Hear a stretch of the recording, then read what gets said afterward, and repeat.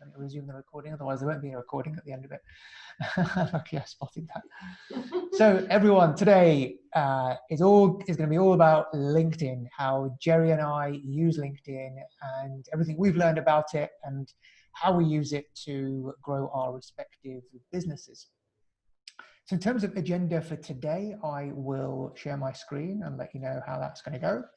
So the agenda for today, what we plan to cover, we'll start off with our brief introductions, our stories, how we've used LinkedIn to get to where we are, and then talk a bit more in depth about the why, the what, and the how of LinkedIn. We'll share our strategies, the strategies that we use and adopt to use LinkedIn to further our business objectives and our personal strategies. And then make it quite practical. So we want you to come away with practical steps that you can take away and apply and implement to get some of the kind of results that both Jeri and I have got, and hopefully even better results than we've got. Some hacks, tips, and tricks that we've learned along the way because we are LinkedIn obsessives. It's probably fair to say we're probably on the platform a lot more than we should be. But you know, the plus side of it, that we can run a class like this and share our learnings with you guys. So our top 10 takeaways, and then we're here to answer any questions that you have about LinkedIn and about how we use it at the very end. But feel free in the Q&A box in Zoom as we're going along, put your questions in, and either we'll pick it up at the end, or if it's relevant throughout the course of what we're talking about, we'll pick it up and answer the questions then. So yeah, please do fire away with the questions. It's all about you. What do you want to know about today? You've got 90 minutes, so use it wisely and ask us anything you like.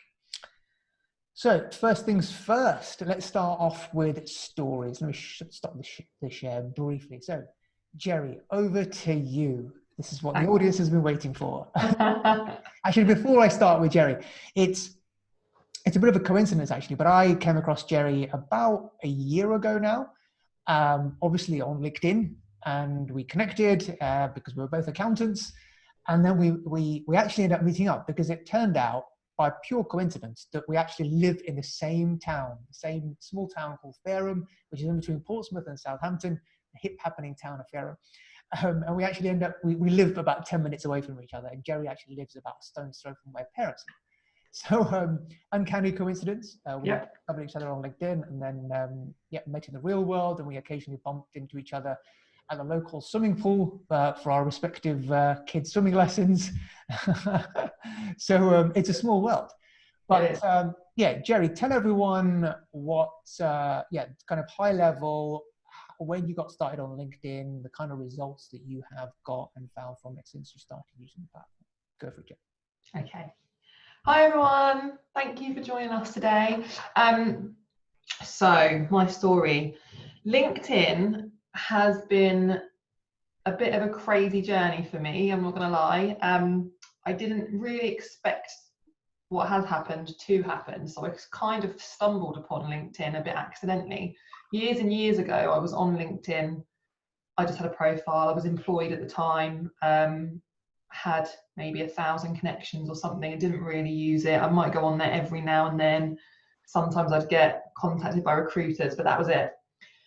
And it got to the point where I was getting I felt like quite a lot of spammy messages on there a few years back. So I just deleted my account off LinkedIn completely, and that was it. As far as I was concerned, that was the end of it. I didn't need LinkedIn, the end. When I started my practice 4 years ago, at that point in time was very, very, I don't want to say obsessed, but I loved social media. I love social media. So I was very much on Facebook and then subsequently Instagram, using it a lot for my business. So I really grew my client base, and I obtained a lot of my clients from social media. And I used to have videos made. So a couple of years ago, I started having professional videos made for my accountancy business. And this is where LinkedIn came in. So I had the videos made for Facebook. They were not made for LinkedIn. I wasn't even on it. I didn't even have an account. And then about a year ago, maybe slightly longer than a year ago, I thought I might just share one of my videos on LinkedIn. And they were quite old at that point. I had them made quite a long time prior.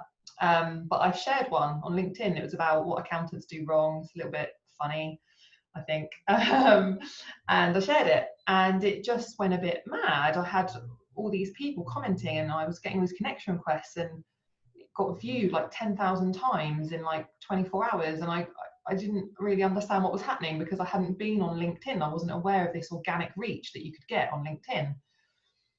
And it went from there, really. It snowballed from there. Once I realized, actually, there's this huge platform out there, business to business, that I could exploit, I started using it. So I started sharing all of my videos and posting on LinkedIn. And yeah, the rest is history, really. It's gone from there, which we'll get into much more on the rest of the webinar. But that's kind of how I stumbled across LinkedIn, accidentally put a video on about a year ago. And yeah, it's gone crazy since then. Fantastic. So you've basically gone from 0 to what, 20 odd thousand connections in the space of 12 months? Yeah, I think it's about 23,500 followers I have now. So I have that many followers. I think connections I have about 8,000, but followers about 23,500. Yeah, mental. That's brilliant. Yeah, and I guess my story is that I started using LinkedIn probably a few years ago, maybe about 5 or 6, even 7 years ago. I was putting articles up there. I didn't really know why I was doing it. I put it on there, and I guess not having any clear direction or strategy as to why I was using LinkedIn. I was just using it because it was there, and had a few connections, and so it was nice to get a few likes and comments. And I kind of did it for a while and stopped. And then it wasn't only until about a year, probably a year and a half ago, that I started to use it properly once I kind of had a bit more know-how as to how it all works and how it can really play a massive role in overall marketing for yourself, your personal brand, and your business.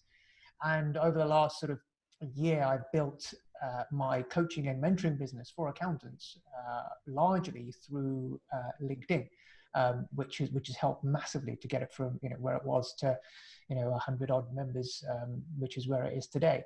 So LinkedIn is very powerful, and hence we're running this course to hopefully share some of the journey, the strategies, the tips, the tricks and techniques of how we can use LinkedIn and how you can use it to generate business for your respective businesses. So that's it, kind of the high level. So let's get stuck in now into the nitty gritty. And if you've got any questions, feel free to put them in the Q&A panel. So to begin with, so that was the overall agenda. You can see my slides. So the first slide is all about the why. So before we even begin to go into how to use LinkedIn and what LinkedIn is all about as a platform, and how to get more engagement and more likes and all that kind of stuff, we need to think about the why. Why do we want to use LinkedIn? And when I talk about this to clients or members of my coaching and mentoring programs, it's we need to have our own strategies and objectives clear first. So we need to have a destination that we are working towards. Where are we going with respect to our business? Where do we want to be in 10 years' time? And where do we want to be in 5 years? And how does that translate back into kind of our 12-month targets and our 12-month vision? And when we have that and we work backwards and come up with, okay, these are the things we want to focus on to get our business to where it wants to be, then we can use LinkedIn as a tool in that process. Because with any marketing, there are kind of two major things. There is strategy and there are tactics. So strategy is kind of the end destination. How do we get to that end destination? And the tactics are the tools we use to get there. And we need both hand in hand, because if you just have strategy, but you don't have the tactics and the know-how to get there, then you'll be making very slow progress.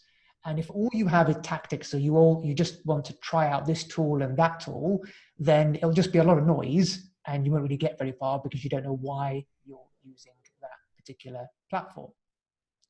So people have different objectives. So be very clear about what it is. Why is it that you want to use a platform? Do you want to use it to grow your business? Do you want to use it for lead generation, to generate new business? That's one way of using it. Do you want to, is your target for using it to raise your personal profile, to raise your brand awareness of your business? That's another why as to why you might be using the platform. Or do you want to use it for recruitment purposes? So I know firms and businesses who are, the kind of content they're putting out there is not to gain new business, but is actually to put across the culture in their firms. because one of the biggest challenges they have is recruitment. So they want to put across that they're a great organization to work for. And that's the kind of content that they're sharing. So you need to know your why first, and then work backwards to see how you can use the platform of LinkedIn to get to your why. And Reza, Sharon has asked if we'll be sharing the slides. We will be sharing them afterwards, Sharon, so you don't need to screenshot. Exactly. Yes, we will. So Jeri, share with us what is your why? What is the reason why you are on the platform? So I think my why has developed, but mine is really the brand awareness thing. So I'm on there to definitely build my personal brand, and by doing that, I am generating a lot of new business. I don't rely on LinkedIn to generate new business. We get a lot from other sources. So I suppose I'm not doing it specifically to, I need to get X number of new clients from LinkedIn. And therefore I feel more relaxed with my use of LinkedIn, because I feel like I just use it to promote myself and Smooth. And by doing that, naturally, it is growing my business. So it's not a recruitment thing, although I probably would use it for recruitment. It's not a lead generation. I need to get a new client every single week from LinkedIn to justify, it's a general get Smooth as a brand out there. And that has to be me, because I am the face of it, and everybody knows me or knows Smooth through me, basically. So that's why I do it. What about you? So for me, it's lead generation. It is the fact that I'm using it as kind of my top of the funnel approach, which we'll come into, to generate interest and emails into my email list and database, which I then use to warm up and nurture to then sell what I have to sell and get people into my coaching and mentoring programs, or when I used to put stuff on there about my practice to kind of generate the same sort of thing, to get people into my ecosystem that I could then kind of nurture and build up and build a relationship with a view to converting them to become clients. So that is my why. So yeah, everyone, it's very important to have that why. Yeah, absolutely. And you can kind of hopefully get a sense, if you follow both Jeri and I, it's quite clear from Jeri that is her why, because it is about kind of expanding the number of followers and connections and the name out there, so you can kind of quite clearly see why Jeri is on there, why she does what she does and says what she says, because her plan is to raise that brand awareness. And we just got a couple of questions on the chat, so should we answer those? So Andrew said, with 8,000 connections, how many leads? So I've had about 70, just over 70 new inquiries. I think it's about 74 at the last count in the last 12 months from LinkedIn, and that doesn't include the ones that I can't really help or deal with. So I've had various other ones that I just pass to other people if they're not, the sort of clients that we want to onboard. So that's 74 what I would call decent inquiries that we've had conversations with and quoted to do work for. And that's probably more as a result of having such a big following. The 8,000 connections is great as well, but yeah, the bigger following. And then Beverly said, really like that you're the face of the brand, which is what I try and do for my practice, but how have you got out of clients then always wanting to speak with you rather than your staff, please? Do you just do info videos, or do you do sales content too? So that's two questions. So the first one, how have I got out of clients always wanting me? That was a conscious decision I made probably about 18 to 24 months ago, when I structured my practice in a way that we have client managers, and I stepped away from client work, and I made that decision. And all new clients, so I do the sales. I don't do all of it. Our client managers do some of it as well, but I do most of the sales. And when I see new clients, it's made very, very clear that they won't be dealing with me, but they can trust that I have a team of people that work to exactly the same values that I market our firm to deliver. It's absolutely impossible for me to deal with 600 clients. So, and I cannot do that and give them the value that they deserve, but our team can. So that's how I communicate. I don't know if you have that issue, Reza, where people want you all the time and you have to explain that it's not going to happen. Yeah, yeah, absolutely. And yeah, it's very clear. And I think people understand that, we are doing what we are doing, and we need time to have those business development conversations. And if we were busy servicing clients all day and every day, we wouldn't be able to have those kind of more high level business development conversations. So they appreciate that, in terms of the day-to-day handling, that they will be held, there'll be an account manager, dedicated account manager that will deal with their affairs, and then mostly they're fine with that. And just quickly as well, do you just do info videos, or do you do sales content too? I think what you mean is, do I do promotional, smooth accounting is amazing videos? I think. No, I did one, which was very, very recent actually, which was why you should use Smooth, a short video. But on the whole, I've got tons and tons and tons of other videos that I've had made, and very rare, they're not of that nature. And that also comes into how I use LinkedIn. I very rarely talk about what I do, and I don't do the salesy thing on LinkedIn. I don't think I need to. It doesn't work for me. So my videos, are more for information and for entertainment, really. Yeah, absolutely. Do you want to answer Kevin's question, Reza? Yes, that's fine. So guys, if you don't mind putting the questions in the Q&A box, so it's much easier to track it on there, and we can mark the ones that we have answered. Oh, okay, yeah. Kevin's question is, I've been told that LinkedIn is rubbish for promoting the business page, and all effort should be put onto personal branding.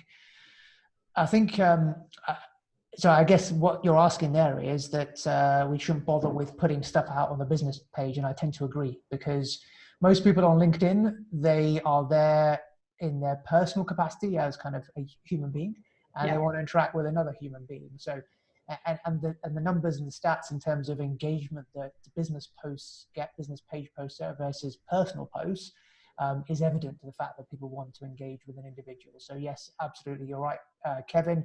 Focus on putting your own stuff out there, your business stuff out there on your personal profile rather than your business profile. Yeah, I agree. Cool. Okay, let's answer the last question and then we'll move on. And then, because there's probably going to be lots of the content that we've got in the rest of the session, and hopefully some of the questions will be answered. So the last question I'll answer from Mark is, what is the difference between followers and connections? Well, that is where you have the ability to convert the default option for someone to connect with you from connect to follow. And if you go into the settings, it's quite easy to do. So what that means is that if someone is not connected with you, then they can follow you, and you have a different, if someone connects with you, then they are your follower and your connection. But if they only follow you, then they are one of your followers, but they're not necessarily your connections. And the reason why perhaps you want to do that, and the reason why, I think, Jeri, you've done that, haven't you? Yeah, I did it a while ago. Exactly, and I've done the same thing. And I do talk about this later on, is that it helps to improve your feed. Because if the only option you have is connect, and you're connecting with loads of people, then when you go through your feed, you can have stuff on there from connections that perhaps you didn't really want to be connected with, which means that the opportunity for you to engage on other relevant people's content is reduced, and you'll kind of have all this random content that won't be any of interest to you, but because you've connected with them, it will appear on your feed. So if you change the default option to follow, it means they can see your content, but you don't necessarily have to see their content because it's not of interest to you. So only connect with those people where there's a mutual interest, as it were, in terms of you wanting to see their content too. Cool. Okay, so let's get on to the what. What is LinkedIn? And then we can get on to how we can use it to achieve our objectives. Well, just some very quick stats for you. LinkedIn is the best social network for lead generation, according to HubSpot, and is nearly 300% more effective than Facebook or Twitter. And that's evident in the fact that people on LinkedIn in their kind of business and professional capacity. It's professionals engaging, it's business owners are on there. Whether we're talking about business necessarily or talking about social stuff, we are on there in our capacity as our profession, essentially, because under LinkedIn, under your profile, it says exactly what you do. Whereas the same is not the case for Facebook and Twitter, where a lot of people are on for purely social purposes and not necessarily business purposes. So that's the reason why LinkedIn is favored for lead gen. Decision makers are on LinkedIn and consuming. So your potential customers are on LinkedIn. which is why you need to be on LinkedIn, because anyone who can buy from you is on there. So particularly in the day and age where we can't openly network as much offline, LinkedIn is a great place for online networking, a lot more efficient as well. You can reach a lot more people with a lot less effort by being on LinkedIn.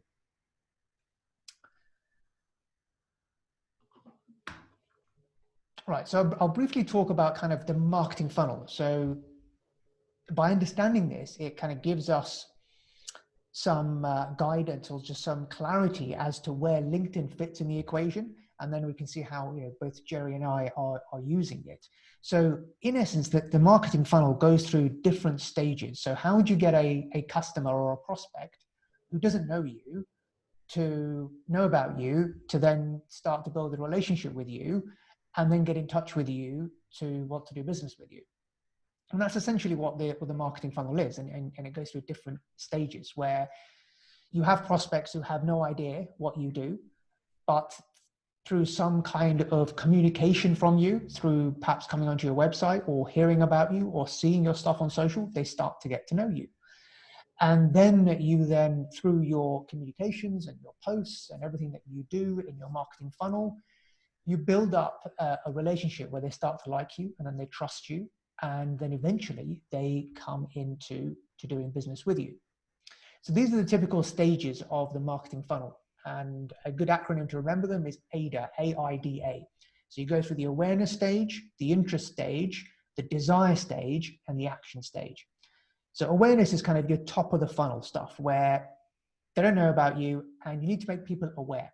And that's where social media fits in. That's where LinkedIn would fit in, because that's a great way of kind of reaching the masses and telling people what you do, what you're all about, what you stand for, just getting your name out there in any way, shape, or form. Other ways you can do that are obviously through your website. So anything which is kind of your front of house, your shop front on an online world. And once they've passed that stage, then it's the case of, okay, well, people are aware about us now. How do we generate some level of interest in what we do? And that's when you can take your communications, your offers, perhaps make them offer them to download one of your guides. And that's things like inviting them onto your webinars or giving them a lead magnet to download to get them interested in what you do. That's the interest stage. And the desire stage then comes from, how do we give our potential customers the desire to want to get in touch with us to do business? So we need to have some sort of call to action, offer a consultation, offer a call or a demo for them to want to get in touch with us. And then the action stage is when we actually do the deal, we close through having that sales conversation and pitching for the business. And at the very end, once they come on board as a customer, then you want to retain them as a customer so that they become your raving fans going forward. So just one last bit before I get Jeri's views on this is, remember that social media, although it's given us great exposure today, and LinkedIn has great organic reach at present, but it won't be for long. The same thing happened with Facebook and Instagram, where you'd get great organic reach at the very beginning. So they lull you into this false sense of security that you're always going to get great reach on your posts when you first get on the platform and you start putting out content. But they restrict that over time. Their algorithms change, they get more and more users, and they need to make money. So what they will do is then, like Facebook does, to get organic reach on Facebook nowadays is very difficult. Why? Because they want you to pay for their ads to get reach beyond your immediate connections. And no doubt LinkedIn will do the same. They already have done, but that organic reach is shrinking. And I've definitely found that over the last sort of year and a half. The kind of views I used to get a year ago are a lot less now than they were a year ago. So the quote there, don't build your mansion on rented land, meaning that use social media, milk it for what it's worth now, but set up your marketing systems as well so that you can take those that are interested in what you do off the platform and into your own ecosystem, into your own mailing lists. So you can own that potential customer and then nurture them over a period of time through email and other means. Jeri, what are your thoughts on this in terms of, have you found over the last sort of year and a half or year that you've been on it that your views numbers have reduced from where they were initially? I don't think they've reduced. I think in the early days, I would have a post that would go crazy, and then generally they wouldn't. Then I'd have a post go crazy again, and they wouldn't. Now I think quite consistently I get a good amount of views. Maybe I don't have that huge spike that I did have, so it's more consistent. But that's probably because of my grown following that I have now. But I definitely think about, not relying on it is really important. Like you say, exploit it while you can. I do the same. I put a what you can claim expenses guide for company directors. I put it on LinkedIn, and like 700 people downloaded that, and are now on my mailing list just from it going on LinkedIn.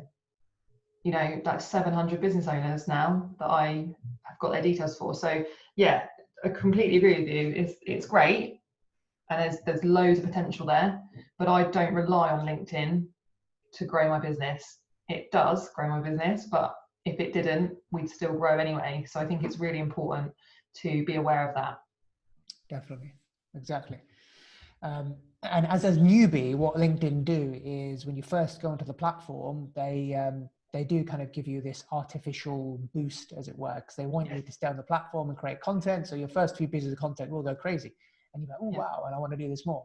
And then you'll find that it's hit and miss. And, they do that purposely, because if you knew exactly what result you were going to get, then, you would kind of go onto the platform when you knew exactly what you wanted. But what they want to do is they want to keep you guessing. They want you to put stuff out there, not knowing whether it's going to do well or not, so that you keep coming back, testing and trying and, to keep themselves going. So look at it as a tool, and, we'll come on to the how now. Now we'll start talking about consistency and kind of content to put out there as to how to actually, what content to put out there. Because this is, I guess, the main thing that people struggle with. Well, we know we need to use it. We've been told we need to use it. We know our customers and prospects are on there, but we just don't know how. We don't know what content to put out there.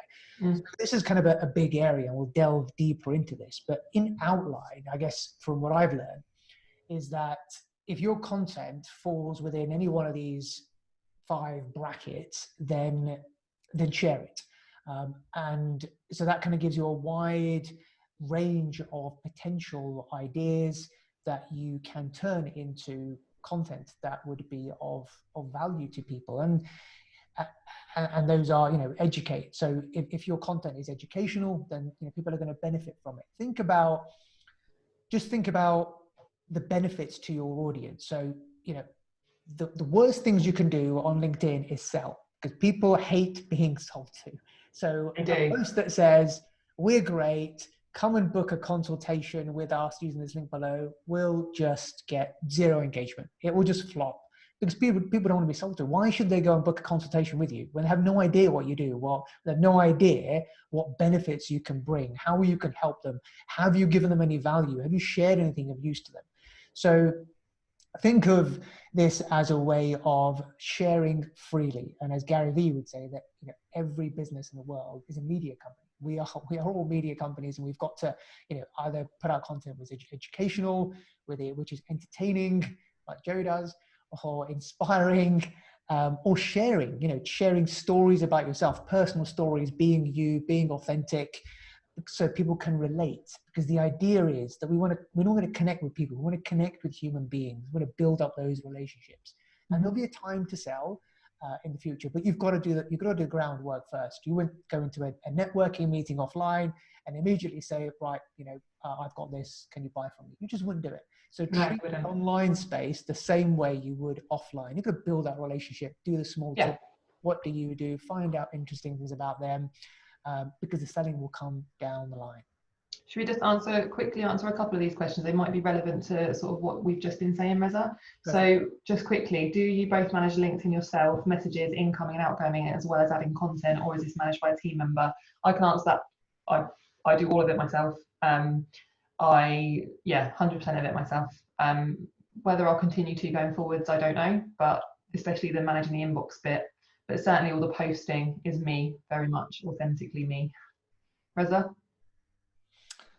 Yes, yes and no. I create all the content myself, so obviously the videos I create, but then I have a team of people that help me with. So I create the video content, and I have someone now who helps me with. I used to do this on my own, but you know, as I've been able to get other people to assist, so I get the video transcribed. So this is a way of kind of repurposing content, of getting your content to go further, and getting, you know, sweating your content for all it's worth. So once you've recorded a video, you can quite cheaply get it transcribed using rev.com.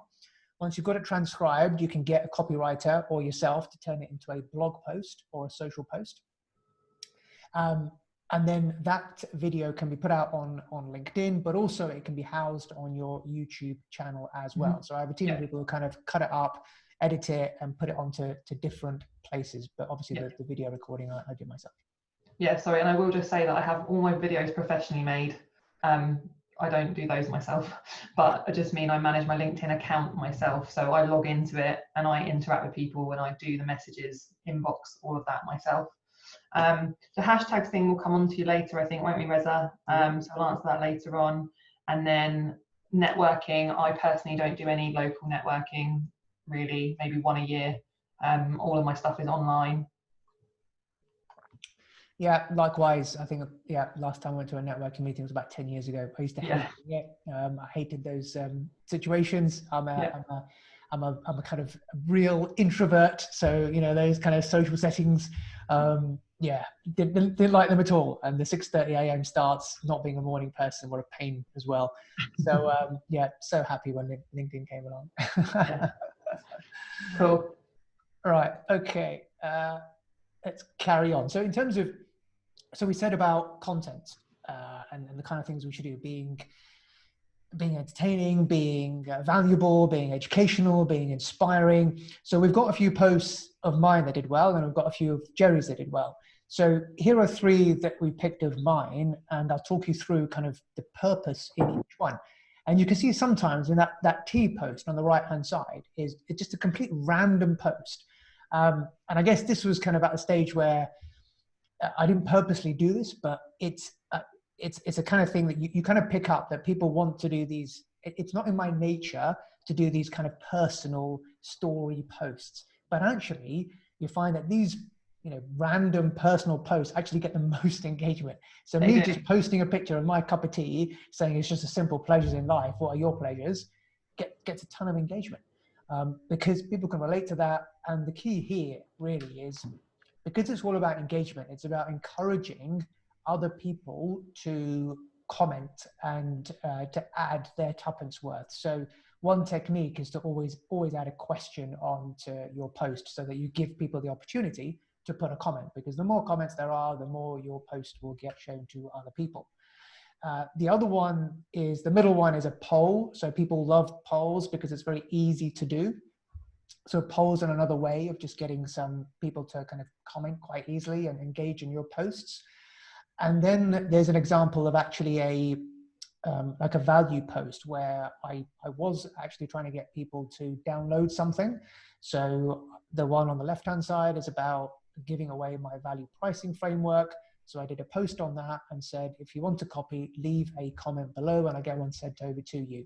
So that's why you'll see a lot of people do this, where you say comment below with the yes please or whatever it is, and then you DM them the link to download the lead magnet in your from your DMs. And the reason why you do that, and Jeri did that with her guide, is that you want to get as many comments as possible, because that will then get your reach to more. But I quickly regretted that. Because I had too many and I literally could not send it to the hundreds and hundreds of people that wanted it. So in the end I just went, oh, here's the link. But they still by that point the post had got so much reach that it had kind of ticked that box. Yeah. So at that point I was able to say, here's the link to it, which they still then had to put their details in, their email address. They still have given me, they're still on my mailing list now. So that worked. Yeah. So it's all about having a mixture, really. You've got to mix things up between value posts, entertaining posts, personal posts, and inspiring posts. So here's a few. Jeri's. You've been using TikTok recently, haven't you? And obviously, yeah. Yeah. So like, this is just TikTok is just an example of something that really is completely unrelated to LinkedIn, you might say. But this is me and my son James being silly and doing a TikTok, but it got so many views and things. You kind of think it shouldn't really on LinkedIn. I think that's how a lot of people would think. They wouldn't think to post a video like that for fear, oh, it's a professional networking site. But this is just me being with my son. This is me, authentically me, having fun with him. And it's great to put things like that on LinkedIn and just show your normal side. We're all normal people, we're human beings at the end of the day. And I want people to see the normal side of me. And it's funny and it's entertaining. And I like that side of LinkedIn, that I can show my silly side, and I'm not worried about what people think, because it works. People feel like they know me. If I show that side of me, they feel like they know me more, and they're more likely to buy from me because I show that side. So that has nothing to do with me being an accountant. It has nothing to do with smooth accounting. It's just me with my son. It's like a 15-second video. And yeah, it got tons of views and it did really well. So I love things like that. And then the one in the middle, this is something I like to do sometimes, which is put an opinionated post on. Now, these generally tend to do probably the best out of all of the posts that I put on LinkedIn. When I put something a little bit controversial that I know not everybody's going to agree with, you kind of have to be okay about that before you post it. You've got to know that you're going to get some irate people commenting, and that's fine. Everybody's entitled to their opinion. People don't have to agree with me, and that I'm absolutely fine about that. Obviously sometimes you do get people take it a little bit too far, and you can just block them, that's fine. But don't be worried about people not agreeing with you, or sharing their opinion or whatever, because all it does is just improve that reach of that post. And this one, it started off a little bit slow actually, and then it just got more and more and more and more and more comments with people, and people end up having arguments with each other on my posts, which I then find quite entertaining, because I'm just sitting back watching these 2 or 3 people just argue with each other. I don't obviously want to encourage people to argue, but it's more people feel very strongly, very passionately about certain subjects, and they will voice that on LinkedIn. So for me, I have no issue putting opinionated, controversial posts on LinkedIn, because all it's done is increase my following and increase my reach. So that was that one. And then the third one is just me encouraging people to comment. So as Reza mentioned earlier, the more people you can get to comment, the better. And by asking a question, generally people will respond and they will comment. So I've done this one quite a few times. It just absolutely cracks me up, what people come up with. It could be anything. That's just an example. And I think the first time I did it, it got like over 100,000 views. It just, honestly, people come up with the funniest examples, and it is very tongue-in-cheek, and it is just entertaining. Again, none of these are anything to do with what I do for a living. None of them say anything about accountancy, but people are just getting to know me, and that is my brand awareness, and that's how I'm improving it post by post. So hopefully you can see the difference there. In not all of my posts are like this. These are just 3 of my most recent, in the last 2 weeks, the most recent ones that have done very well. And I drip feed. Every now and then I mention that I'm an accountant. Every now and then I'll do a story about something we've done for a client, or something that the business has done, or what one of my staff members has done. And I just drip feed that in every now and then, so people do know that I'm an accountant, but I don't need to go on about it, because you don't want to annoy people. So it's just having that balance, I think, between entertaining people, giving value, sharing things like the expenses guide, stuff like that, and mix it up and have a little bit of everything. And I think as long as you're doing that, you can't go too far wrong. That's kind of how I see it. But don't be afraid, just post, as long as you're not hurting anyone, then you can post whatever you like, really. It's your LinkedIn page, so people I guess know who I am, and that's the most important thing for me with LinkedIn, is getting my name out there and people to know about me. you know, the way I look at it, I think who would you like to follow on there? Who are your favourite people to follow, and why? Because there's obviously a reason you follow those people on LinkedIn. You must find something that they do either give value or it's entertaining or whatever. There's a reason you like following those people. So think about what that is and use that with your own LinkedIn profile. Yeah, I think you're onto a winner with the TikTok videos for sure. Yeah. Because I think, you know, they talk about, you know, TikTok as a platform that, you know, should business owners be on it? Well, actually, at the moment, it is full of kids and no business owners are actually on LinkedIn. Oh, sorry, on TikTok. But I think what you've done is you're recording the video on TikTok and then you're sharing it on LinkedIn. So you're actually giving business owners an opportunity to consume content that's been created on TikTok, which is very lighthearted and entertaining.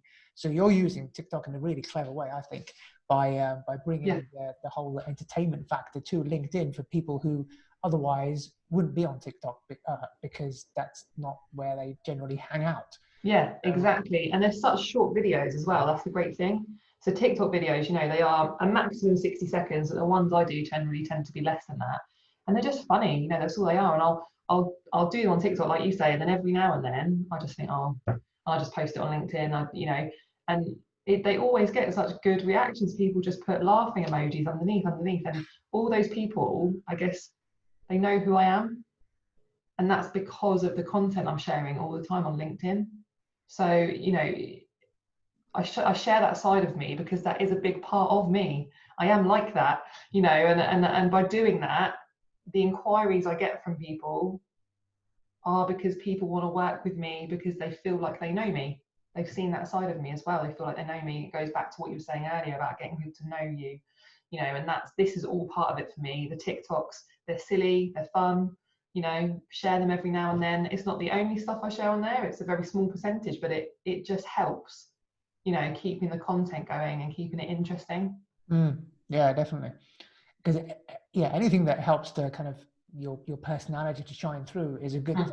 Because even in the real world, you know, if you're doing business with someone, you'd have that initial conversation, you'd have a coffee, you'd have the small talk, you know, there'll be some kind of, you know, similarities, you'll find some common ground, and that's what we're doing here as well. So don't see LinkedIn as a way of just kind of putting out your sales stuff. You've got to kind of build up a relationship, show your personality, you know, connect with people on different levels to build that relationship, and then, you know, the business will come once you've done that. Should we answer a couple of questions? Or should we leave them to the end? Go for it. Who do we have?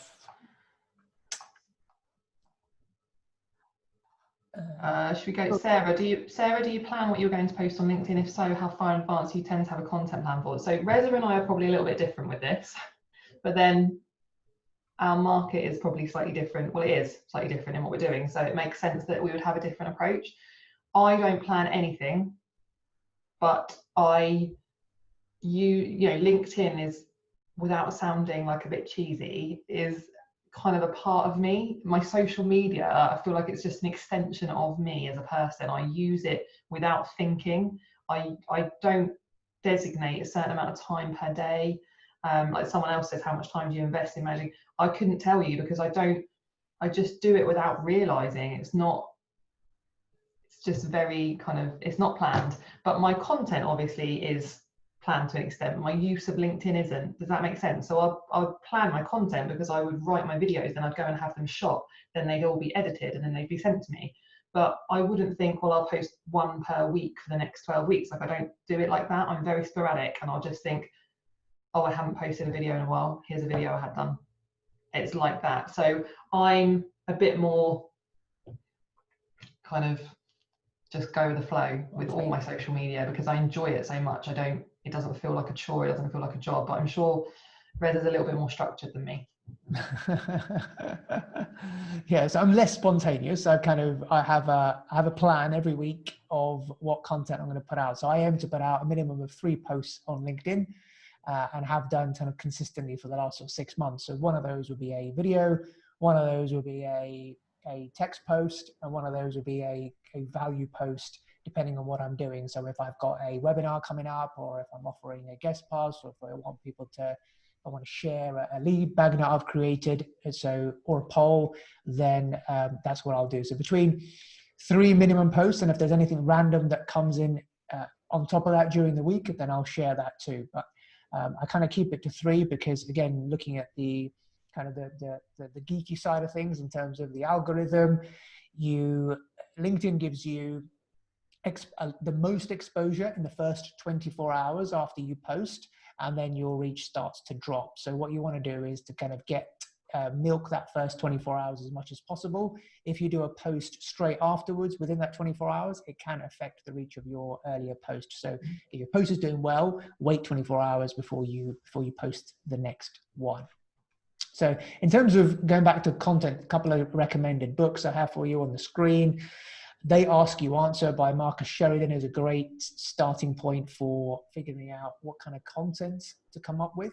And he talks about kind of the big 5 areas. And essentially, the premise of the book is that answer the questions that your clients and your prospects are asking you in your content. And a good way of doing that is to have a look through your inbox. What kind of questions are repeatedly coming from your clients to you? And then create content from it. So, I guess in our world, if our clients are asking us, what's the best way to run a company car? And we've been asked that so many times, well, if our clients are finding that useful, then no doubt non-clients and prospects would also find that useful. So to do a video on that subject, and I know Jeri has, to do a blog post on it, your audience would find that valuable. So just think about the questions that your prospects and customers are asking you. Develop a system where you systematically look out for these and make a list of them. So then you have a content plan that you can work on and create content around the questions you're being asked. Another chap called John Asperian, he's quite active on LinkedIn. He's a bit of a LinkedIn nerd as well. You can follow him. He's a copywriter and he's written a book called Content DNA, again, around similar things as to how best to use LinkedIn, how to come up with content ideas, how to get the best out of the content that you put up. So do videos. And that's a big thing with LinkedIn, where both Jeri and I have been doing. And this is an area where everybody knows they need to do videos. A year ago, I was the same. I had never done a video before because I had those same voices in my head that said that, what will people think? I hate the sound of my own voice. I hate the way I look. And all these irrational fears we have going on in our heads. Truth is, nobody cares. And actually, the power of video is such that just think, how much video content do you consume? When there's a video comes up on your feed and it's interesting, don't you take the time to watch it? How much YouTube do you consume? And nowadays, in terms of how we do business, it's 90% of customers say videos help them make buying decisions. And people are more likely to buy, 4 times more likely to buy from you if they've seen a video about you, about your product or your service, or even just connecting the service provider to the eventual service that they end up going for. So video is definitely powerful. And if you're not already doing video, then you need to start doing video. We all start somewhere. Your first videos will be, might not be that great, but it's just practice. Just start doing it and you can only get better. Because as this next slide shows, that people remember 20% of what they hear. So this is say that you've heard something on the radio or a podcast, you retain about 20% of that. 30% of what they see. So if they've read a blog post or an article, they'll remember about a third of that. But 70% of what people remember is something that they've seen and heard, i.e. if they've seen a video, then they will recall 70% of what they've seen and they've heard. So they'll be able to recall maybe something that you spoke about and the fact that they saw you. They'll be able to remember that, yes, I saw a video by Jeri talking about X, Y, and Z. And you'll be always front of mind. So video is hugely powerful. It's been growing a lot in the last couple of years. It's only going to grow further. And it's evident by the fact that our consumption habits are such that we consume a lot of video. So if you're not already doing video, get on to doing video. Wouldn't you agree, Jeri? Yes, 100%. And I was exactly like you. The thought of doing them, and even I remember when I watched the first one after it had been edited, and I was just mortified. Like I even now struggle to watch my own videos because I absolutely hate seeing and hearing myself on video. I hate it so much, but it's for the greater good. you know, the videos have transformed what I've done on social media and have generated so much new business for us, you know, and I'm kind of known now for them, you know, and it's made such a difference. So yeah, 100% agree with Reza, you know, just get over your fear, start doing them, you know, find someone that can edit them for you, shoot them for you, whatever, and just get them, put them out there. It will honestly make such a difference. Yeah, yeah, I know it's huge. I've been more consistent at it over the last 6 months, and yeah, it basically accelerates the buying journey of a prospect. So you can absolutely build up someone's trust and yeah, their trust in you over a period of time through your written content, but it just takes longer. And what I found over 6 months by putting a video out every single week religiously, I found that people, when they get in touch with me, they already know what I'm about. They already kind of expect to, you know, they know what they're going to get because they've heard me consistently over a period of time. And that's what happens. There's a power of video where you're getting straight into someone's smartphone and they're consuming your content. You know, this type of marketing was impossible for firms like ours and our size businesses. You know, 20, 30 years ago, it was only possible for people who had huge marketing budgets that could run, you know, TV commercials. But we have the power of those multi-million-pound TV commercials to do for free nowadays on our smartphones. So just some little tips to get started. You don't need any fancy equipment. You can simply start recording on your iPhone. One thing I use is I have a tripod and I mount my smartphone on there just so it's not all wobbly. There you go, something like that. Amazon. So I demonstrate the equipment. So it's very cheap, and just, you know, you don't need any fancy equipment. Just start off with your smartphone and take it from there. So practical strategies. Am I going backwards? All right, here we go. It's all about engagement. So we've touched on this before, but yes, so just some additional bits in there. What we're saying. So end your post with a question. So we said that. So you need to encourage likes and comments. So the LinkedIn algorithm will send your post further, so beyond your existing connections, if it gets more engagement. So you need to encourage likes, you need to encourage comments, you need to ask for people's opinions. So what you could do is you can tag people so that they comment on your posts, but just be wary of doing this. No one wants to be a brick in a huge tag wall. They tag loads of people who, you know, have got big followings, hoping that one of them will comment, because people don't like that and they kind of see right through it if you're just doing it for engagement purposes. If it's something relevant and you genuinely want that person to engage on your content and add their opinion, then tag them in the comments and have a little message as to what you want from them. Do you want them to share their insights or their perspectives or their opinion because they've done X, Y, and Z? But don't just tag for the sake of it, just to kind of get your post further. Comment on other people's content. So again, this is something I've heard about the LinkedIn algorithm, that you need to be commenting, so have a ratio of around 3:1 on the amount of posts that you put out compared to the amount of times you comment on somebody's post. So for every one post that you put out, make sure you've got at least 3 or so posts or 3 or so comments on other people's posts. And how that helps to do, I mean, okay, one thing, it's good for the algorithm potentially, but it's just good for building relationships. So if you, and reciprocity, if you want people to comment on your stuff, then, you know, extend a hand and courtesy to other people's content to engage on theirs, because commenting on other people's posts can also help you get noticed. So if you're not at the stage yet where you can actually create your own content, then start by commenting on others' posts, because people connected with you will see a post because of your comment, and they'll see your comment first. And if you've got something valuable in there, then again, that makes them kind of build a relationship with you, about getting in your head, about what you're all about finding that common ground as well.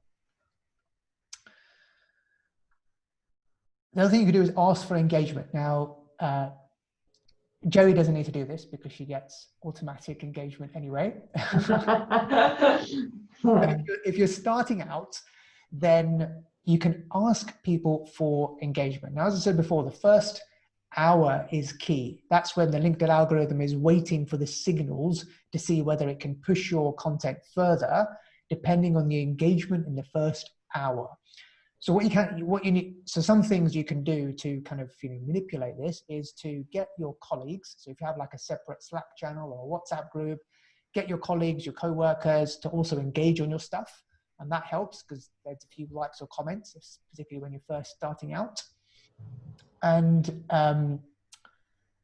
make sure you're around for the first hour to reply to those comments, because if people are taking the time and effort to put a comment, then make sure you reply to each and every comment, even if it's just to like their comment. But when you're starting out and you're not getting that many, respond, even if it's just to say thanks. But a way of getting more engagement is to respond to a comment with another question and encourage them to come back and answer your question, because then that means you get another comment and then it spirals. So there are different ways of adding engagement. Do you have anything to add on here, Jeri? No, I think that's good, especially like you say, when you're starting out. I think it's, and it helps with confidence, because a lot of it does boil down to confidence. People feel worried about posting on there. What are people going to think? And what if nobody engages with my post? And all these things are just holding people back, and you need to get over that and just start using it. And I think, if you can, anything that you can do to help with that and help with your confidence and help build up your followers, your connections, and your reach, then it will just snowball. So you've just got to get over that first hurdle. I definitely think, encouraging people, asking questions, replying to people, building those little relationships, it really helps. Definitely. So we've got a question here. When is the best time to post? So I think I've got a slide on that, but generally it's have a think about when your audience are on the platform. So again, you'll build that up through your own engagement on other people's posts and putting content out there. Now there's a website called Sprout Social. I mention it later on, which will tell you when the best times to post are. But again, you've got to test. You've got to test different times. But if you are aiming to post regular content, then something that's that I've done and read about and got good results from is that you create your own slot for posting content. So that your audience expects to hear from you on that particular day, every day. So every Wednesday at 12 o'clock, I will post a video, and my audience knows, and I get the same initial reactions in that first hour. If people have been engaging in your post, they get a notification. If they've been consistently engaging on your stuff, they'll get a notification. And if they've generally been around at that time, they'll get the notification, and for every single post you do, they will then add a comment or a like. So that helps. So first of all, just find your way, post at different times to see when you're getting the best traction, and then pick a time that it has been working, and then stick with it all week on week to get the best engagement. Jeri, you don't have any specific times, do you? You just no, because I use it quite a lot, and I do post quite a lot. Sometimes once a day, sometimes 2-3 times a day. But I'm not trying to necessarily get a huge reach on every post now, so I don't really mind too much if it doesn't get as many views and stuff now. But I definitely think, again, starting out, these things are important, and if you're not using it that much and you want to start using it, then these things are really important. So as you can see, I've just skipped the slide where I had it in there. The best times to post generally according to this, but again, this is averaged out across the whole world, and typically kind of between daytime hours.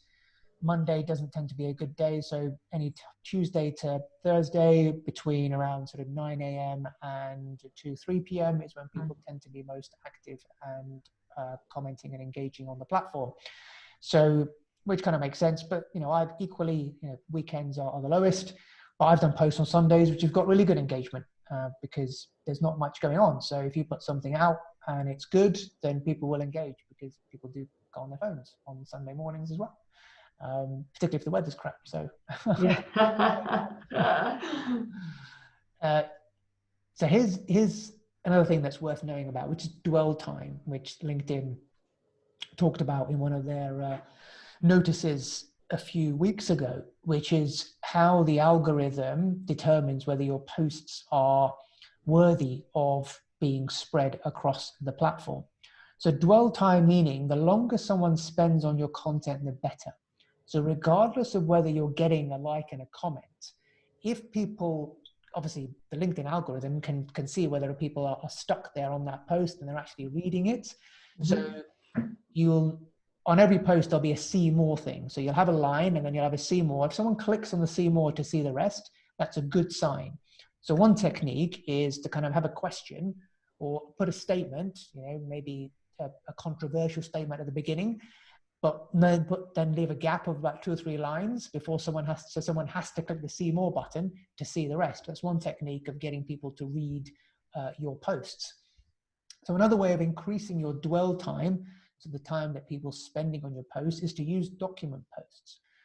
Now, document posts is where you, say, put a PowerPoint presentation together or a PDF which has several pages. So people have to kind of scroll through the pages, which extends the number of minutes that they are spending, which extends the number of clicks that they are putting onto your content. And that sends a signal to the algorithm that your content is good, and it gets circulated further. So I've been testing with document posts, and document posts do really well. So try it out. Even if you put, say, a few quotes or something together on a page, or like a how-to guide, through a PDF document of 9 or 10 pages that is quite enticing and valuable for someone to go through. So those are the kind of ideas that you have of putting a PowerPoint or a PDF together. Be consistent. Yes. We couldn't emphasize that enough. Establish routine 3 to 5 times a week is kind of what I do. I know Jeri does a lot more than that, and build that expectation, which I talk about. So for you, Jeri, what does consistency look like? Are you pretty much every day, or do you skip some days?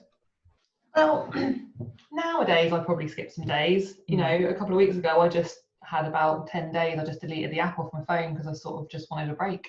But honestly, consistency for me is so important. I cannot stress it enough.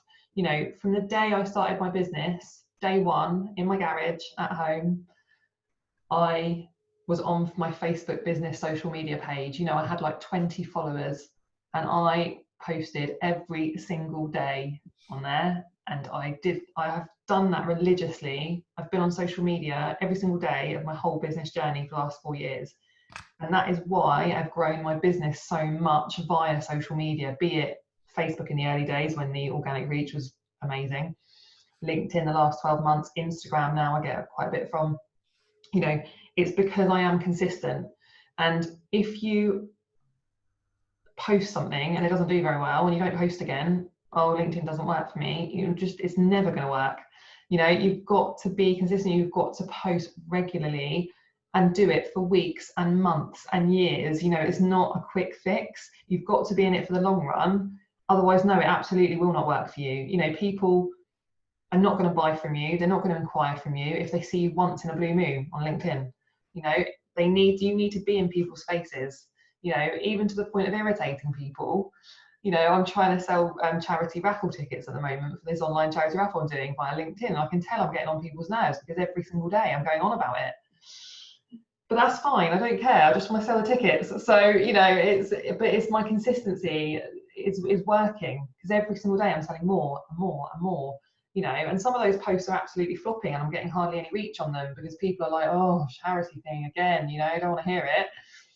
But generally on the whole, I'm doing really, really well with those tickets. And that's just an example of how I'm using LinkedIn and being consistent and posting all the time, constantly. So if there's one thing that you take away from me today, is that if you're going to start posting, do it regularly. I'm going to be watching your profiles, all of you people, and seeing if you're doing it consistently over the coming months. And then, in 6 months' time, in a year's time, see how it's made a difference. But it's not going to make a difference in a day. Exactly. Couldn't agree more. Got to keep at it. Keep at it. Relentless. I am relentless with it. And that's why it works. Yeah, definitely.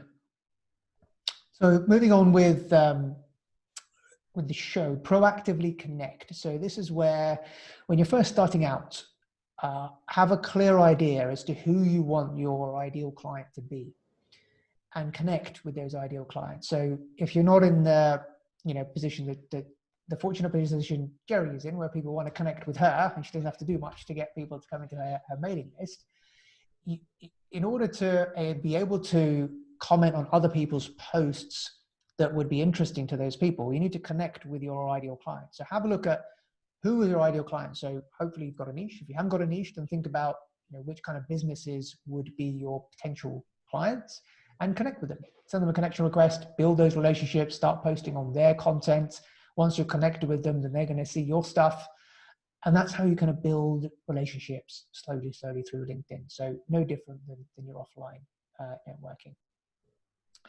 Give. So this is Gary Vee. If you haven't heard Gary Vee, very loud character from the States, who's all about content. And his premise is that, jab, right hook, where, you're going to give in terms of content, valuable content, educational content, informational, inspiring, all the rest of it, before you hit them with the right hook, which is the sell piece. And he actually said that if he could have fit in a jab 25 times on the cover, he would have, because you actually need a lot more jabs before you hit them with the right hook. So, give 25 times or more before you ask something for return, in terms of, wanting someone to buy something from you or to download something from you.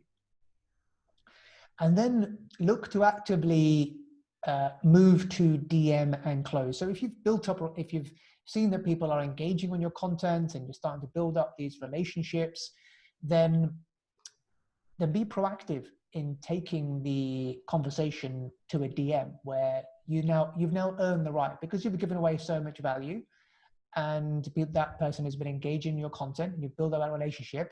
Then move to the DM and invite them for a call with you to see how you could help them. But only do that once you've earned the right to do so, not the first message after someone accepts your connection request, because otherwise you'll be known as one of those spammy douche canoes. What do you want to call them? Profile. So this is another big thing. Optimize your profile. Your profile is your shop front. And it's really critical that you optimize your profile, because when people see you on LinkedIn, what they will do is they'll go to your profile. So what you want to do is to make your profile presentable. So you need to kind of have your what you do, who you help, the results you've kind of got. So the more niche, the better. That you want to be able to talk to your target audience within your profile. Include your CTA, your call to action. Use lots of white space and emojis, and make it about them. So they should be very clear about if your ideal clients are going on your profile, it should be very clear that they are your target audience and what they need to do to get in touch with you. I know, Jeri, you have some thoughts on this, don't you? Yeah, just, there's too many boring profiles on LinkedIn. Way too many boring profiles. If people look at your profile and it's boring, chances are they're probably not going to connect with you. They'll just click off of it or, scroll past.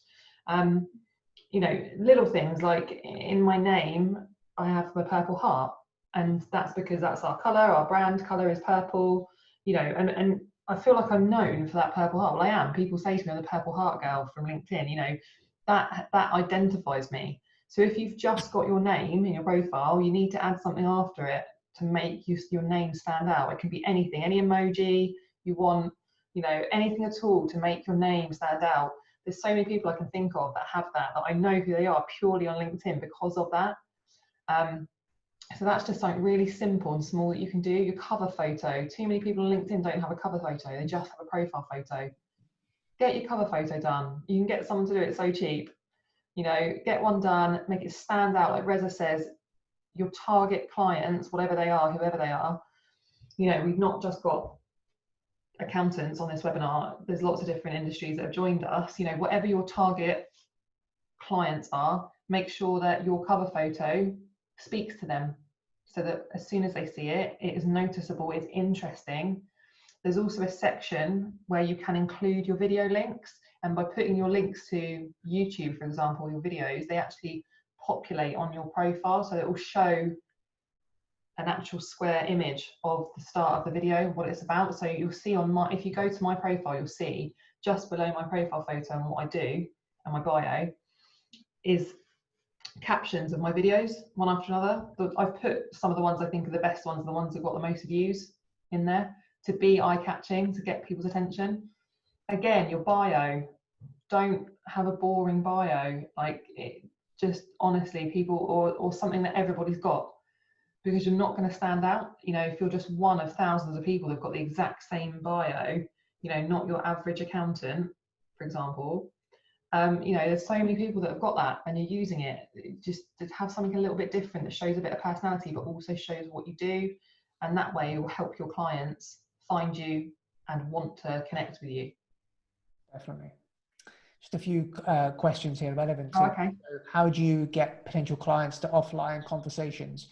You'll know when it's right. So if someone has been kind of engaging with you, adding comments and likes to your post, then you could simply just send a DM back to them just to thank them for their engagement, and just start a conversation that way. Don't go straight into the sale, but just start a conversation by thanking them. And if there is if you do know a bit more about them, or if you've seen something on, say for example, one of your potential clients has put out some content, and maybe it's maybe they're an architect or in the construction industry, and they've put a picture of one of their recent developments, you could write them a message to say, oh, congratulations on that new development, it looks absolutely awesome. Just flattery, isn't it? It's just a way that you'd build and start a conversation with anyone in the offline world, you can do in the online world as well. Yes. That's how you know when you've earned the right to DM. Tom's asking, why does white space and emojis work? It works because it's easy on the eye. Just seeing a big block of text in a bio, you just switch off, wouldn't you? Whereas if it's lots of white space and nice and colorful and emojis, it makes you want to read it. So yes, splatter them everywhere. They look good. Don't think that all emojis are not professional. They're fine. They're fun. Use them. Is it best to post links to external sites in the comments or the body of the post? Good question, Chris. Yeah, absolutely. So there was the thing about if you post an external link, so a link which takes people off the platform, say to your website or to one of your landing pages, then LinkedIn would penalize your post for that, because it basically takes people off platform. So that's why you see a lot of people say, click the link in the comments below. So they put the link in the comments below, and therefore the reach of the post is not compromised. But another way of doing this is actually posting your post and then editing it. So going to edit and then adding the link in. And that apparently doesn't affect the reach of it by doing it that way. So that's a couple of ways you can do it to get around it. Cool. That's that. So mix up your content. I think we talked about that. Personal, value, educational, build relationships. I think we talked about that. Say yes to, so be open to serendipity. So this is, things when you start doing content, you think, you want to get business from it. So you have this mindset that, yes, I'm going to do it. And if I don't get business, then I'll just, I'll stop it and do something else. But actually, if you're consistent, then there'll be opportunities will open up to you. Doors will open to you. You'll be asked to perhaps come on somebody else's webinar because they see you as a person of credibility and authority. Yeah. I've been asked to come on other people's webinars, particularly at the start of lockdown, on cash flow, about COVID and stuff like that. And off the back of that, the co-host, the other panelist I was with, happened to be a business consultant for startups. We then had a follow-up conversation, and since she's been referring, great clients to us after that. So, just be open to opportunities and say yes to these things, because that will help you. So don't think that, oh, I can't actually see what's in front of me and therefore I'm not going to do it. There's two types of people in terms of how they view opportunities. There are the door knockers, and there's the window openers. The window openers have to look through the window and see the path that's been charted in front of them before they decide to open the window and walk out. So those are people who are kind of quite risk averse and don't do things unless they know exactly what they're going to get when they open the window. The door knockers are those who will do something like create a YouTube channel or start posting on LinkedIn and doing videos without really knowing what's behind the door. But they're knocking on the doors, and those doors will open and opportunities will be abound in front of them at some point in time. So don't be a window opener, be a door knocker. And I know, Jeri, you've had opportunities to speak as a panelist on different things, haven't you, off the back of what you've done on LinkedIn? Honestly, just so much. I cannot even explain. It's not, and that's why another reason for me why I'm not on there for the sell. That's not my thing. You know, I've built incredible relationships on LinkedIn. I have, you know, I got to go to LinkedIn headquarters for the day and just got shown around and had lunch there and stuff. Like, you know, that was amazing. I've been asked to be on podcasts, which have been great. You know, I've made friends. Like, you know, it's so much from the platform, aside from getting new business from it, directly new business from it. You know, even you and I have referred clients to each other, you know, or leads to each other, because there's certain things I would deal with that you wouldn't, and certain things that you're better at dealing at than I am, and you know. But that's again from LinkedIn. And in my personal life, things have happened, amazing things have happened because of LinkedIn. You know, so I just think, yeah, it's the bigger picture, you know, and you can't. It's the same with people that would go to a face-to-face networking event, and I spent years in the past going to face-to-face networking events. And people would turn up once and just try and sell at you and, you know, buy from me, and then they'd go, and then I didn't get anything from it. So networking doesn't work. And I would spend months and years going week in, week out and building relationships, and then eventually did very, very well out of it. But it's a similar thing. It's just transferring it online. And again, it's all consistency and all that kind of thing. But it's, you have got to look at the bigger picture with LinkedIn and your social media and everything, that there's so much to gain from it, and it might not be right there in front of you. It might not be an obvious lead and an obvious new client, but I've got people recommending me as an accountant. They don't need me to be their accountant. They have no need for an accountant. They're not even a business owner. I've never met them. They're not even in this country, and they recommend me to other people, and they just comment and tag me and post and go, "Oh, use Jeri," and that's just purely because they follow me and they think I'm entertaining. Like, you know, and that's the power of it. So yeah, it's really important. Definitely. Ask for advice. So here's another kind of, you know, technique you can use to utilize the platform to build relationships. People on LinkedIn are very, very helpful and want to help, and people love giving advice and love giving recommendations. So, you know, if you are looking for a professional in a certain sector or advice or anything, use LinkedIn. You know, put a question out and you'll get lots and lots of engagement from it. And again, start to build and cultivate those relationships. Consistency. We said show up. Okay, so we're probably running over time. We've got another 12 minutes to go. What we're going to do is rattle through our top 10 tips, and then hopefully we'll have a few minutes left to answer any final questions at the end. So Jeri, what I've done, I've interwoven your 5 and my 5, so we do one at a time. I think the first one is, okay, start posting. That's pretty obvious. Tip number 1, I think that's mine. So build relationships through giving, likes and comments. So again, in terms of, think of these as takeaways. Tip number 1, build relationships. So like I said, give likes and comments first. So if you're not at the stage where you can create content, just start to use the platform. Check in every day and start to build up and refine your feed by liking and comment on stuff that interests you, and start to connect with the people that could be your potential audience. Jeri, that's you. Number 2. I think we've spoke about that quite a bit. Post regularly every day. Yeah, just get on it. Just start. Don't worry. Don't hold back. Start posting. Say what you're going to do that day. If you can't think of anything and you're worried, literally, like Reza said, you can put a picture of a cup of tea. You know, it really, don't worry about coming up with some amazing piece of content every single day. It doesn't have to be about that. You know, you can do humble brags, or not even humble brags, just brags. You know, if you've won an award, or your business has done particularly well, or you've won a new client, or, you know, you've helped a client with something, or you saved them some money, or you added some extra value. Any of these things are examples of things you can post about, and people on LinkedIn love all that kind of thing. So post regularly, yeah. Cool. So tailor your feed. I think I spoke about that earlier, answer to a question. Change your button from connect to follow. And that means that you can refine your feed. So to see stuff in your feed that's relevant, you can then engage on.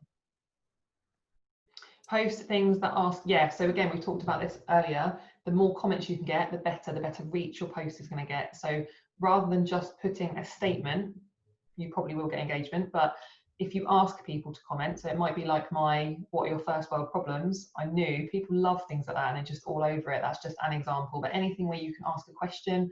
Does anyone know anyone that could help me with this? Does anyone know what I should do about this particular problem? Make up hypothetical problems that you've got in your, in your business and ask.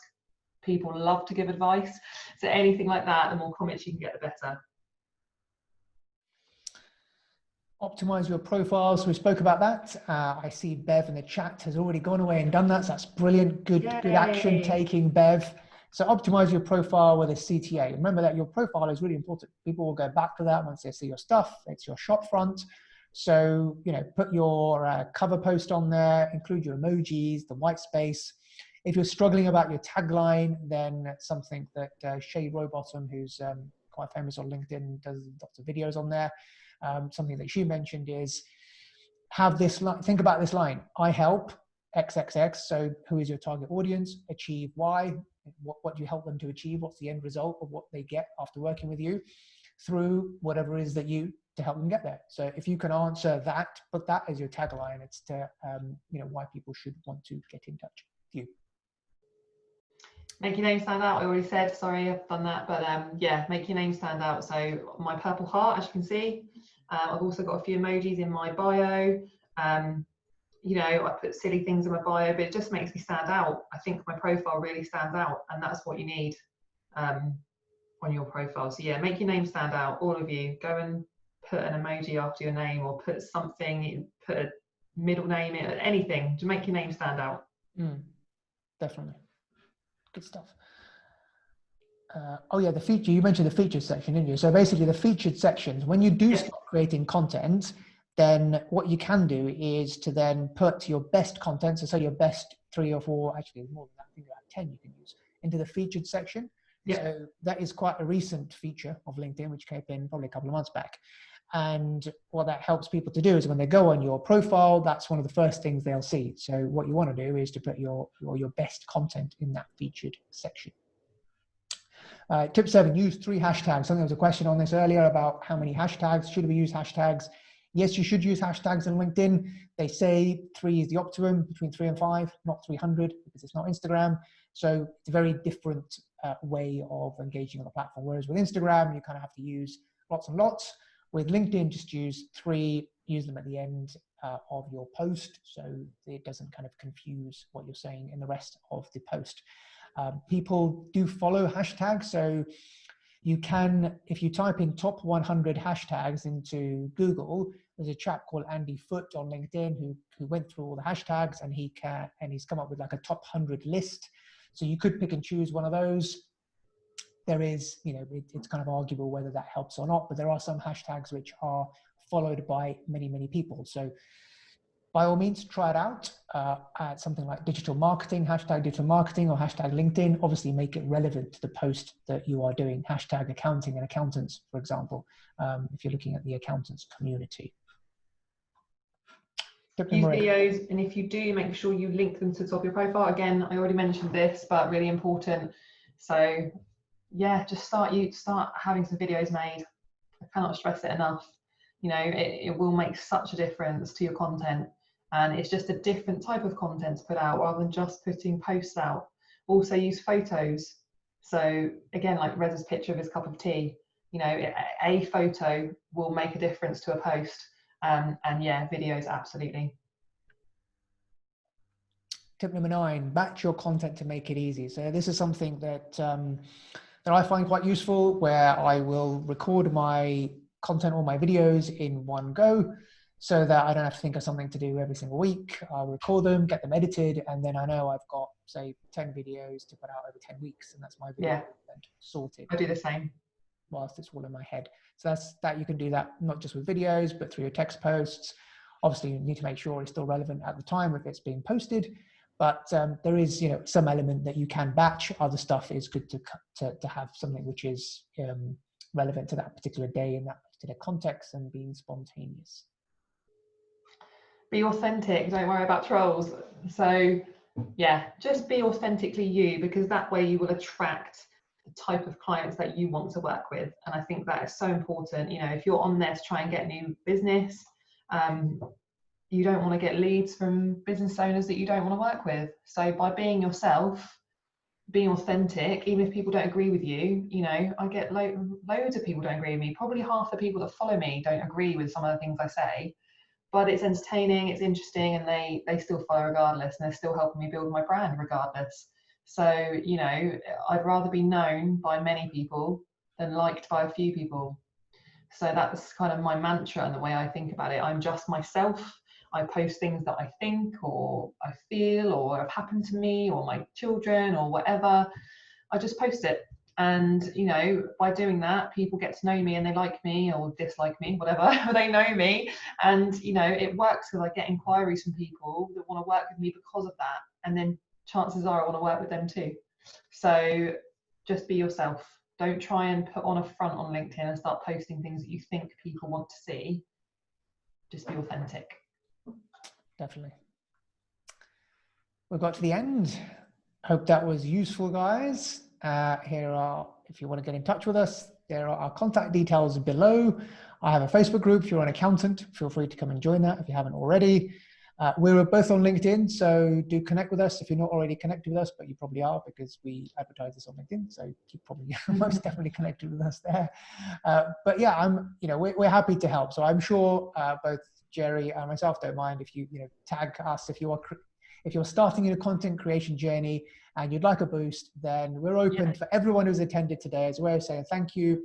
Feel free to tag us and we will help and add a comment to your post to get it going for you. Absolutely. Someone's asked who does my videos. I use a company called Giant Leap in Portsmouth, but they are based here, so it's a little bit tricky. You can't really use them if you're not going to travel or local to Portsmouth. But you can make them yourself, can't you? I mean, I've started to make videos myself, and I'm going to have some more made, actually, probably just in the office with my tripod, and have them edited and transcribed and subtitled. So yeah, don't worry too much, but I think professional ones, if you can find a local firm that will do your professional videos, I personally think they are better than just off the cuff ones. But if you're starting out, just do some yourself. Any others, Reza, that we need to answer? What is the difference between cover photo and profile photo? So your cover photo is just your face, and then your actually the other way around. Profile photo. Around. And your cover photo is that big strip in the background. So that's a blank real estate for you. That is So profile photo, me. Cover photo, big one behind it, purple and white. It's free real estate. Use it. Get it designed. You can use it. Get it done. In Canva, put your contact details. You can put whatever sales message you want on there because that's kind of a subtle message in the background. Everyone's saying thank you. Thanks everyone for joining. Yeah, thank you everyone. Any other questions? We're happy to. We've got a few minutes left. Happy to answer. So do put your questions in the Q&A box. If we've missed your questions, apologies, but if you put them in again, we're happy to answer them. Yeah. So Gareth is asking, what are your opinions on sending people a sales message when sending a connection request? Is this ever acceptable or no? Don't do it. Never acceptable, Gareth. Annoying, probably end up getting you blocked. Exactly. Just think about how you would react if someone you don't know and suddenly send you a connection request with "buy from me." How would you react? It's just lots of people do it on LinkedIn, and it's amazing how people don't have this level of kind of self-awareness to think that I would not react to a message like that. So why am I sending a message like that? You've got to earn the right to ask someone to buy from you. I think, it's good to add, like Reza said earlier, 15 to 20 connections per day. I do think that's a good thing to do. Although personally, I don't think I could probably count on my hands the number of people I've connected with myself. So clicked connect on there in the last 12 months. I generally don't ever do that. I just get connection requests. And I think if you put out enough good content, you won't need to, but it's a good place to start. So it's a good place to start adding people that you want to connect with and, interacting with them. But honestly, if you follow the information and the guidance we've given, you'll get to a stage where people will just be wanting to connect with you and you won't need to. Indeed. Adrian is asking, can you send me an invoice for my payment? Please, my accountant is going to shout at me again. Just email back, Adrian, and Karen will sort that out for you. So yeah, just send an email back to whichever email you got to confirm, and we'll sort that out. Sharon saying, did anybody get to point 3 of the top 10, please? I missed it. You'll get sent the slides, Sharon, don't worry. Exactly, you will. Jeri, do all of your staff have a LinkedIn or just you? I think a few of them have, but I don't get them to do anything on it because I'm trying to build my personal brand, and that's what I've been trying to do, really, for me to be smooth. It won't always be the case. That's not going to be my long-term thing, but yeah, for now it's me. What is the purpose of a business page? Well, a business page is supposed to be for your business, but actually on LinkedIn, I think it's a bit of a waste of time, to be honest. Don't bother with it. Just focus on your personal page and talking about, you know, the value you can add and share stuff about you, because people do business with people. They do. What does DM stand for? Direct message. Is bio same as profile? Yeah. Bio is same as profile. Well, I mean, bio is the bit that you write about yourself underneath your profile picture. That's your bio. Exactly. Does LinkedIn stop you from connecting with too many people each day? Yes, it does. So don't. I have heard stories of people who try and connect with, 50 or 100 people, and it actually no. There's a lower limit. It might be around 20 to 30 maximum, but there is other software which allows you to connect with more people. Be wary of it. There's one that I've come across which is WeConnect, and there's others which people use, these spammers use to send hundreds of connection requests. You can use it in a non-spammy way. So as long as you're quite clear about what your funnel looks like, and as long as your initial message is a value message to say, I'm connecting with you because X, Y, and Z, and then you don't immediately spam them by saying buy from me. If it's more of if you've got lots of value and free stuff to give away to your target audience, then it's okay. If you have, if you're doing lots of giving before you're making the ask, then it can be relevant for you. But for anyone starting out who doesn't have lots of value to give, I wouldn't recommend it. Cool. I think we've come to the end of the questions. I think Bev is asking, it's in the chat box. I'm like you, Jeri, as in not a stereotypical accountant, being a little quirky. Do you think people would think we shouldn't be like that? No, I'm not in 2020. I think it's fine. Do you, Reza? I think it's fine. Stand out a little bit. Yeah. There's so many accountants. There's nothing wrong with standing out, being a bit different. It'll get you noticed, and I think that's important. Definitely. No, I'd have to agree. Yeah, there's so much noise out there. Just think of social media, millions and millions of people on it. What's going to get you noticed? You've got to be different. We have to all be different. Yeah. Brilliant. I think that's... You're welcome, Beverly. You're welcome, everybody that said thank you. Thank you. We might do another one, might we, Reza, in the future? Share some more stuff. Yeah, let us know if you'd like another one. Let us know. If you want another one. Here. What you could do is you could do a post on LinkedIn, everyone, as to how you found it. Feel free to tag us and whether you would like any more content like this. And maybe Jeri and I can do something. Yeah, do maybe one on other platforms as well, Instagram, Facebook. Indeed. Like that. Fantastic. Well, cool. Thanks again, everyone. The recording and the slides should be with you at some point tomorrow when it's ready. But thank you so much for coming along, and look forward to connecting with you all on LinkedIn at some point soon. Start your journey, and no doubt you will get lots of benefit from it. Take care, everyone. Looking forward to seeing it all. Word, Jeri, to everyone. No, thank you all for coming. Thanks for joining. I'm looking forward to seeing all your profiles and what you're going to post. And if any of you drop off and only do one in the next couple of weeks, I'm going to want to know why. So get to it. Good luck. And I look forward to seeing it all. Bye, everyone. Thanks, Jeri. Bye. Thanks. Take care. See you later. Bye.